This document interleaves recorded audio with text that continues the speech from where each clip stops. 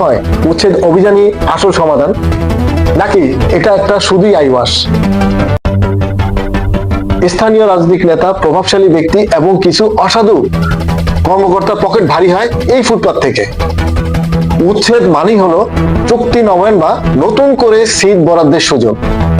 Robert মার্টন যেমনটি বলেছিলেন, যে কাঠামো সমস্যা তৈরি করে সে কাঠামো দিয়ে কখনোই সমস্যার সমাধান করা যায় না।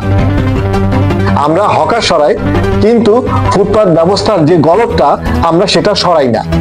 হকারদের স্থায়ী পুনর্বাসনের দীর্ঘমেয়াদী কোনো পরিকল্পনাই করি না। আবার চাঁদাবাজদের যে থামানোর ব্যবস্থা তাও করি না। আমি চাই আমার এই বিশ্লেষণ ভুল হোক। আমি এটাও মনে প্রাণে চাই এবারের উচ্ছেদ অভিযান সফল হোক। আমাদের ফুটপাতগুলো চিরকাল পথচারীদের দখলে থাকুক।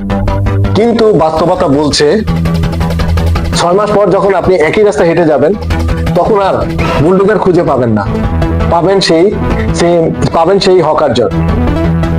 আপনার কি মনে হয় উচ্ছেদ অভিযানই আসল সমাধান, নাকি এটা একটা শুধুই আইওয়াস? কমেন্টে আপনার মতামতটি জানান। আমার ভিডিওটি ভালো লাগলে লাইক, কমেন্ট, শেয়ার দিতে ভুলবেন না। ধন্যবাদ সবাইকে।